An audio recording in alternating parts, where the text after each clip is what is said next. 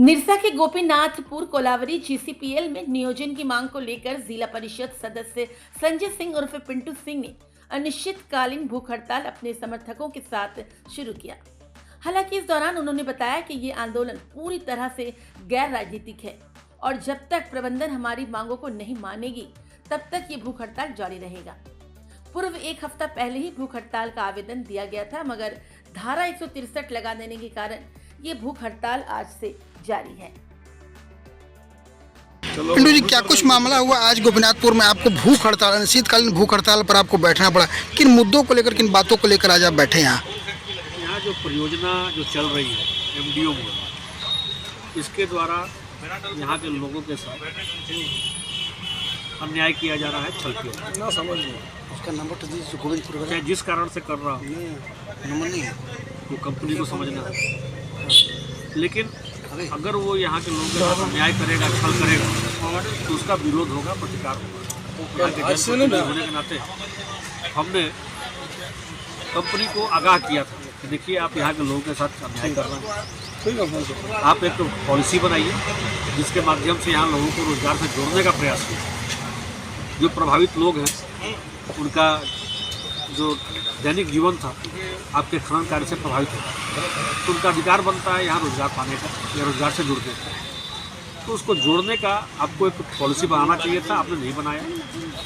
आप time pass कर रहे हैं, आप चाह रहे हैं कि लोग ऐसे ही बगलाते रहें और लोग अपना काम करते रहें, लेकिन उसका हम लोग विरोध कर रहे हैं। और हम लोग चाह रहे हैं कि यहाँ पे या तो आरएनआर कमेटी बन जाए या पीएपी कमेटी बन जाए, उसके माध्यम से परियोजना प्रभावित लोगों को पहचान किया जाए और उनको रोजगार से जोड़ा जाए। यही मांग हमने कंपनी को दिया।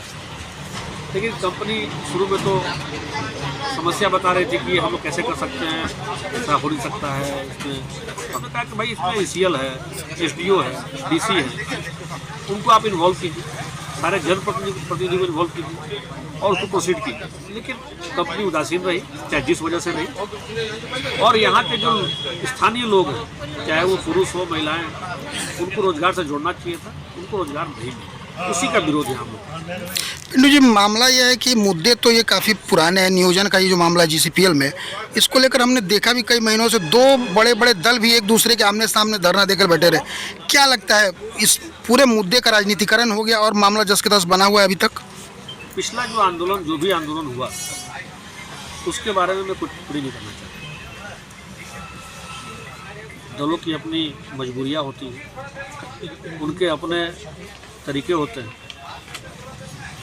एक दल से मैं भी जुड़ा हुआ हूँ, लेकिन मैं यहाँ नॉन पॉलिटिकल, बिना झंडा का यहाँ भूख हड़ताल में हूँ। मैं चाहता हूँ कि यहाँ के स्थानीय लोगों के साथ न्याय हो, और कल जब हम फिर से लोगों के सामने वोट मांगने जाएं तो हमारा सर शर्मिंदगी से झुका ना।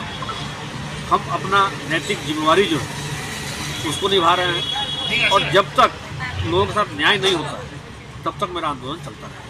पिंटू जी, मामला यह भी है कि खुद आप भाजपा से जुड़े हुए हैं, भाजपा के नेता कार्यकर्ता भी रहे हुए हैं। भाजपा ने इस आंदोलन को विधायक से लेकर सांसद महोदय तक ने यहाँ पे सब कुछ किया, लेकिन मामला सारा जस के तस बना हुआ रहा। तो क्या लगता है यही कारण रहा कि आपने इसको झंडे से हट के अपने स्तर पे, अपने परिचय के रूप में यहाँ पर बैठे हैं? क्या क्या बना कारण? देखिए, यहाँ पर 9 पंचायत क्षेत्र में जिला परिषद का चुनाव मैंने लड़ा, और वो चुनाव जो है बिना झंडे का था, उसमें कोई सिंबल नहीं था। उसमें समाज के हर तबके ने दिल खोल करके मेरा समर्थन किया। तो चूँकि चुनाव मैंने गैर राजनीतिक तौर पे चुनाव जीता था, तो मेरा जो भी आंदोलन रहा है जिसमें मैं लीड कर रहा हूँ, वो गैर राजनीतिक ही रहा है। चाहे वो तिलतोड़िया का पेयजल का आंदोलन हो या सिगुलडंगा में तालाब कटवाने का आंदोलन हो, ये चुनाव जीतने के बाद से मैंने जो भी राजनीति को, जो भी आंदोलन को मैंने लीड किया है, वो बिना झंडे का ही रहा है। इसलिए यहाँ पर जब मेरी आवश्यकता पड़ी, लोगों को, लोग जब मेरे पास आ रहे थे, तो मैंने एक ही शर्त रखा था कि हम लड़ेंगे, बिना झंडे के लड़ेंगे, और किसी भी तबके को, किसी भी समाज के लोग को, किसी भी समाज के बटे नहीं, न झंडे में, न जाति में, न पंचायत में, न क्षेत्र में। और आप देखेंगे कि यहाँ पर जब लड़ाई सरपुरा, तमालतोल, गुंडली बीटा के लोगों के लिए हो रही है, कानपुर के लिए हो रही है, यहाँ पे और पंचायत से भी लोग आकर समर्थन दे रहे हैं। तो हम लोग यहाँ परियोजना प्रभावित लोगों के लिए लड़ रहे हैं और उनको उनका अधिकार दिलाएंगे। झंडा बहुत मायने इस लड़ाई में है।